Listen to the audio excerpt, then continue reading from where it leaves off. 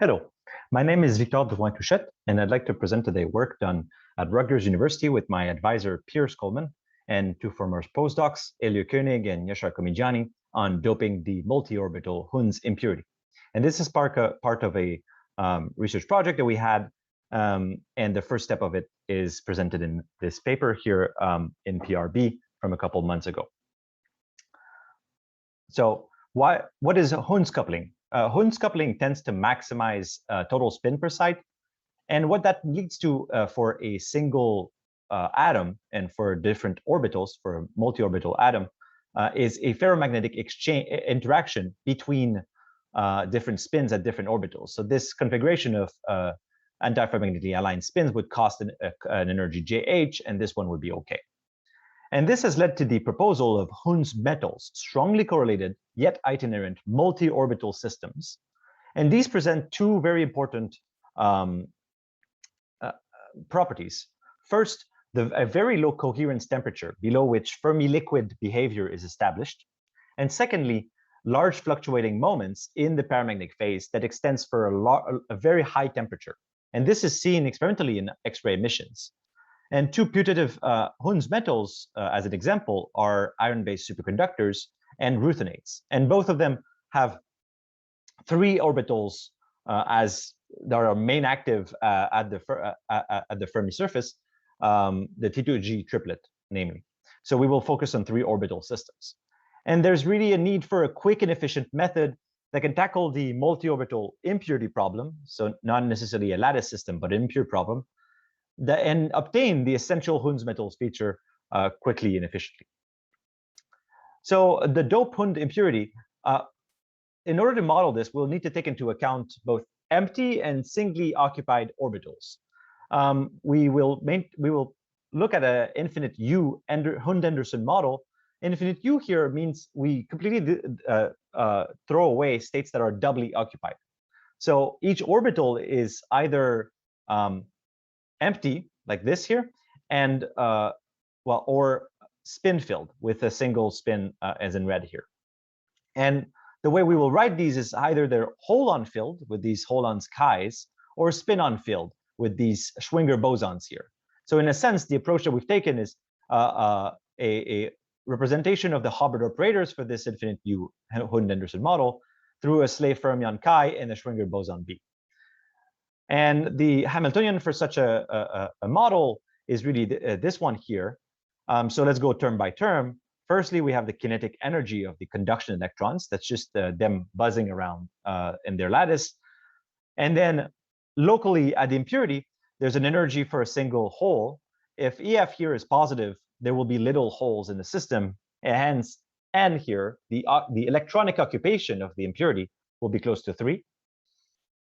The third term here is the hybridization between conduction electrons and impurity local degrees of freedom through valence fluctuations, where, for example, a conduction electron from the conduction C will be annihilated and a spin-on at the impurity will be created.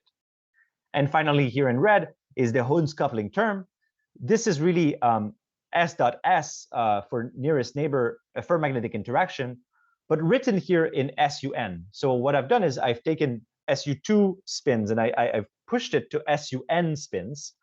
And this enlargement of the spin symmetry brings us a natural controllable parameter n, which we can take to infinity here. So really, this is a large n limit. And for the interest, this last term here, we can decouple it through a Hubbard-Sodonovich, which leads to spin-on hopping around our 3 orbitals. And so in the large n limit, the only diagram that really comes into play is this diagram here for the free energy. And this really leads to this a large n self-consistent approach. So starting from the Green's functions for the holons and the Schwinger bosons, we only get 2 self-energy equations. So the self-energy for the bosons and for the holons themselves, which for which the bubble really takes into account only the dress propagators of the holons and bosons themselves. So in this formalism, there is no self-energy correction for the conduction electron C in the large n limit. And so through Dyson equations, we can take these self-energies and push them back into our Green's functions and and iterate this scheme again and again to find self-consistent solutions. Starting at high temperature, we can find a solution and anneal down to low temperature and extract thermodynamical and dynamical quantities. One big advantage of this method is we have a closed form for the entropy. And let's go through the entropy here for two different runs at a finite Hund's coupling. And in the case of the red, a high electronic occupation. So the three orbitals are almost entirely filled with electrons. And in blue here, almost holon filled. So the opposite side where there's almost no electrons left in the three orbitals. And so for the blue curve, you can see that the entropy goes down to zero through a single step process. And what is happening here is really the Kondo screening happening in a single step. So the whole local moments that are at the impurity get screened individually at this temperature.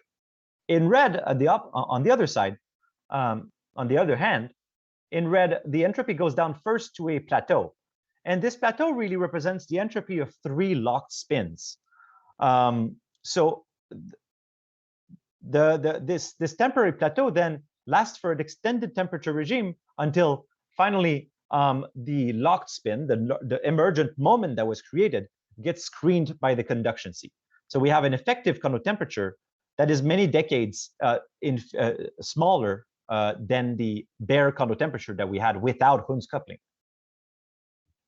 And so the question we may ask ourselves is what happens between those two temperatures, this effective Kondo temperature and the temperature of the formation of the local moment, which we call T orb. By looking at the spin and orbital fluctuation, or the dynamics of the spin-on, we can obtain a lot of information. So here I present the static susceptibility, so the omega equals 0 mode of the boson susceptibility. There's two terms. There's the uniformed, k equals 0. Here, k is a momenta taken within the three orbitals. So this uniform spin susceptibility is really the spin susceptibility you would get while probing this system. And what we see is the spin susceptibility is Curie-like for an extended temperature regime down to very low temperature, where it becomes then Pauli-like at the effective Kondo temperature. And this is really a hallmark of Hund's metals, this large spin susceptibility, which is accompanied by a large emergent moment. Another byproduct of this large emergent moment is the plateauing of this k equals 2 pi over 3 susceptibility. Now, the k equals 2 pi over 3 susceptibility is really quite analogous to an orbital susceptibility in this case. And so what happens is at T orbital here, at the formation of the emergent moment, the orbital degrees of freedom are gapped out, and the susceptibility plateaus. So they're not exactly removed out of the physics altogether.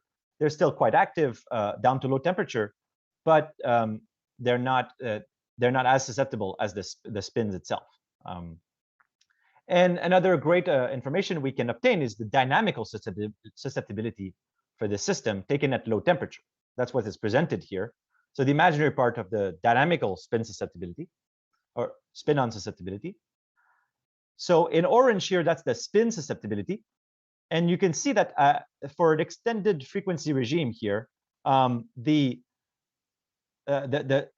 spin susceptibility behaves in a parallel way. So and then at very low frequencies, it will get its maxima and then go down, and that's really the frequency corresponding to the Kondo temperature, the effective Kondo temperature. So an interesting thing we have is that we obtain this power law, omega to the minus 1.2, which is the same as is obtained in NRG plus DMFT studies of the spin orbital Kondo model. And we've also seen this in our study of the Hund Kondo model. That's the PRB we've published a couple months ago. And our explanation for this is that the orbital degrees of freedom, these k equals 2 pi over 3, are not entirely frozen. They're not out of the dynamics of this. And fluctuations into these spin modes, these non-aligned spin modes, leads to temporary overscreen Kondo features. And we can see these non-Fermi liquid-like power laws, omega to the minus 1.2 and omega to the 0.8, for throughout this regime, which people have called the spin orbital separated regime. so this leads me to this phase diagram here for a finite Hund's coupling, where at the x-axis here is the electronic occupation of the impurity. And so what you can see is that on the right side, for an electron full impurity, there's a large spin orbital separated phase where we see this power law scaling of the spin susceptibility, which presumably is due to the influence of an overscreened Kondo fixed point through fluctuations into these other non-aligned spin modes. And what we see is that more holons, so decreasing the electronic occupancy, more holons going on the left side prevents the emergent moment formation and shrinks this spin orbital separated phase, eventually completely annihilating it. I want to note that this phase diagram can also be obtained with a single iteration of the self-energy integral equations. So that's using these self-energy bubbles, but without using dress propagators into them. And just solving this gets the same phase diagram very accurately. And to conclude, we have the observation of the spin orbital separated phase within a minimal model. So we're using only Hund's coupling into the model. So no other parameter except no other parameter. And upon doping, whole doping, it becomes more challenging for the multiorbital Hund's impurity to develop a large, slowly fluctuating spin, which shrinks this spin orbital separated phase. And furthermore, we have the observation of this power law spin fluctuation, omega to the minus 6/5.